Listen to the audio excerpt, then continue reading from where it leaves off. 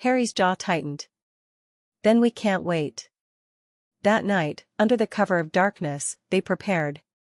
Hermione packed a small bag with essentials, a bit of food, her wand, and Hogwarts, a history, just in case, she insisted. Ron brought along his chess set. Never know when you'll need a good game of strategy. Harry had only his wand and the invisibility cloak. They waited until the common room was empty, then slipped through the portrait hole, silent and invisible. The castle felt different at night, alive, watchful. Shadows stretched longer, every creak louder than before. At the third-floor corridor, the door was already ajar. Harry's heart sank. Someone's been here. They stepped inside. Fluffy was awake, barely. A harp stood beside him, strings still quivering from recent use. The beast's eyes drooped heavily, lulled to sleep. "He's been here," Harry whispered. "He's already gone down." Without hesitating, he opened the trapdoor. A gaping darkness waited below. "See you on the other side," Ron muttered, and jumped. Hermione followed, then Harry. The air whooshed past them. Then, suddenly, they landed. On something soft. Tentacles? Hermione shrieked. They'd landed in a mass of squirming, rubbery vines, the devil's snare. It began wrapping around Harry's arms. "Don't struggle," Hermione cried. "Relax, it tightens if you fight it." Ron thrashed harder. "Stop moving," she shouted. "Lumos solum." A brilliant light burst from her wand, the plant recoiled instantly, dropping them. Panting, they stumbled forward into the next chamber. Floating in midair, dozens of small, glittering keys buzzed like angry bees. At the far end, a locked door. And on the floor, a single broomstick. Harry stepped forward, eyes narrowing. "We need the right key. And I think I'll have to catch it." Harry stepped forward, eyes narrowing. "We need the right key. And I think I'll have to catch it." He mounted the broomstick, kicked off from the ground, and soared into the air. The enchanted keys darted around him, glinting in the torchlight like metallic birds. Some zipped past his ear, others tried to dodge him entirely. "Look for one with a bent wing," Hermione called from below. It must have been caught before. Harry scanned the flock. There, a silver key with one crooked wing, fluttering clumsily near the ceiling. He urged the broom higher, dodging a dive from another key, then lunged. His fingers brushed cold metal. The key zipped away. He circled again, this time predicting its path.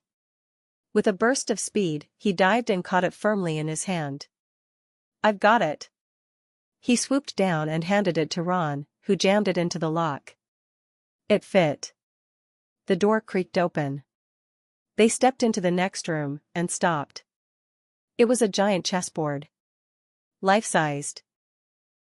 The pieces stood silently, taller than any of them, weapons gleaming.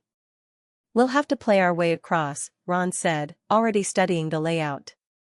"As real pieces." Hermione looked horrified. "What if we're taken?" "Then we're taken," Ron said calmly. "I'll be a knight. Hermione, you go bishop.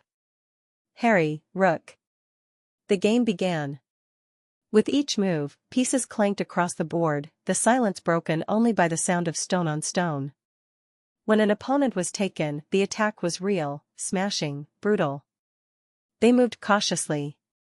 Step by step, Ron guided them forward, directing strategy like a general. But finally, they reached a deadlock. "I have to let myself be taken," Ron said quietly. "It's the only way for you to checkmate the king." "No," Harry started, but Ron was already climbing into position. "Do it now. Before I change my mind." The enemy queen advanced. There was a terrible crash, Ron was thrown to the floor and lay still. Hermione screamed, but Harry pulled her forward. "Come on. It's checkmate." The opposing king bowed and dropped his sword. The way ahead was clear.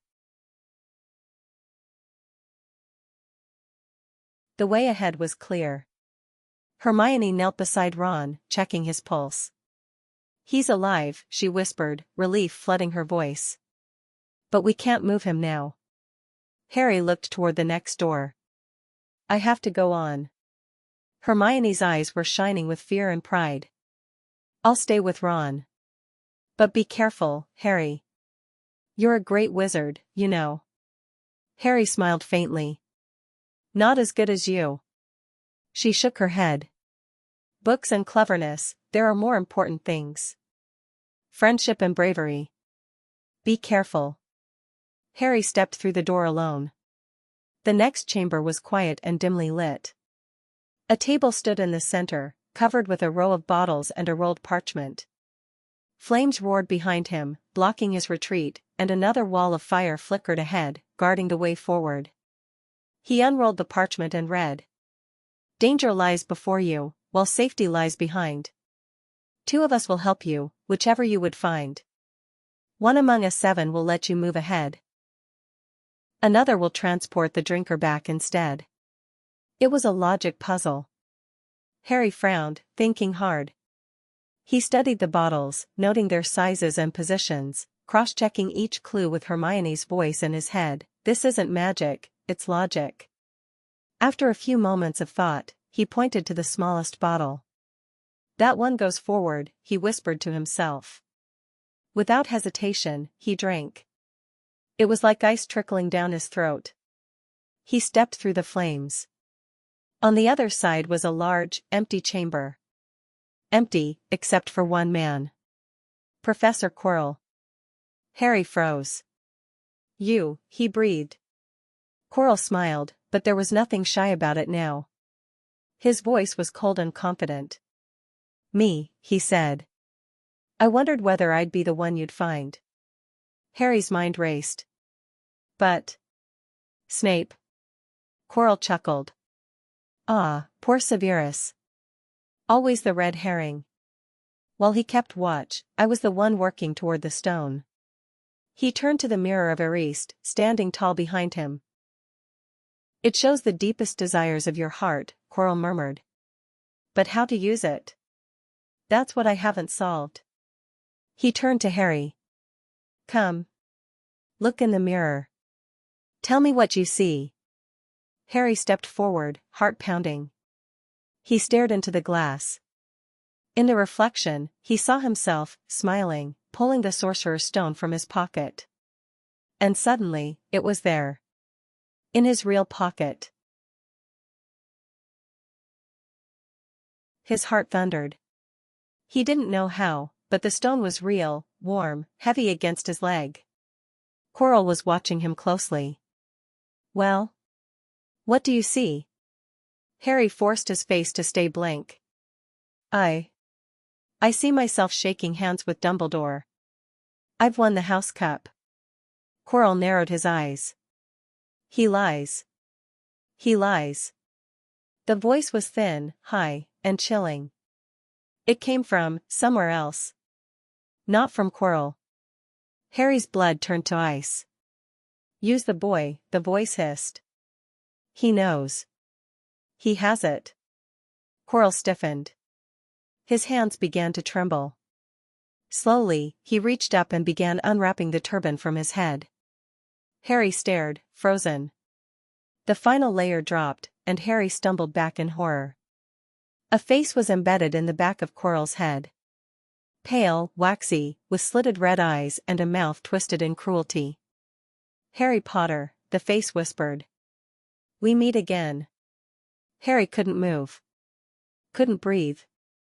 "See what I have become," Voldemort hissed. "Mere shadow and vapor. I must share another's body. But there is no good and evil, only power, and those too weak to seek it." "Never," Harry said, voice shaking. "You're evil." Quirrell lunged forward.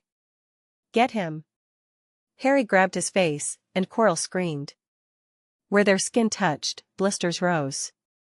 Smoke hissed. Harry realized his touch was burning him. Quirrell shrieked and fell back, writhing. But Voldemort held in fury. "Kill him. Kill him." Quirrell attacked again, but Harry seized his arm. The pain was unbearable, but Quirrell crumpled to the floor, screaming. The room spun. Everything went white. And then, nothing. When Harry opened his eyes, everything was blurry and bright. He blinked, squinting up at a familiar face. "Ah, good, you're awake," said Dumbledore, eyes twinkling behind his half-moon glasses. "How do you feel?" Harry tried to sit up but winced. His head throbbed. "What happened?" "You were very brave," Dumbledore said gently, pushing him back against the pillows. "You fought Quirrell. And you kept the stone from Voldemort." Harry's eyes widened. "Is the stone safe?" Dumbledore nodded. "Yes. Nicholas Flamel and I agreed it was best to destroy it." "Destroy it?" "It was keeping him alive," Harry said quietly. "The elixir." "Yes," said Dumbledore. "But Nicholas has enough elixir stored to set his affairs in order. After that, he will die. He and his wife have lived for over 6 centuries, a good run, I dare say." Harry looked down at his hands. "But, if the stone's gone, does that mean Voldemort can never come back?" Dumbledore's smile faded slightly. "I'm afraid there are other ways. Dark, terrible ways. But he is far from strong now. You delayed him." Harry frowned. "Professor, why couldn't Quirrell touch me?" Dumbledore's expression softened. "Ah. That is something very old, and very powerful. When your mother died to save you, she left behind a kind of magic, a protection rooted in love. It lived in your blood. And it burned someone as selfish and cruel as Quirrell." "Love," Harry whispered. "Yes," Dumbledore said. "Love. A magic Voldemort has never understood."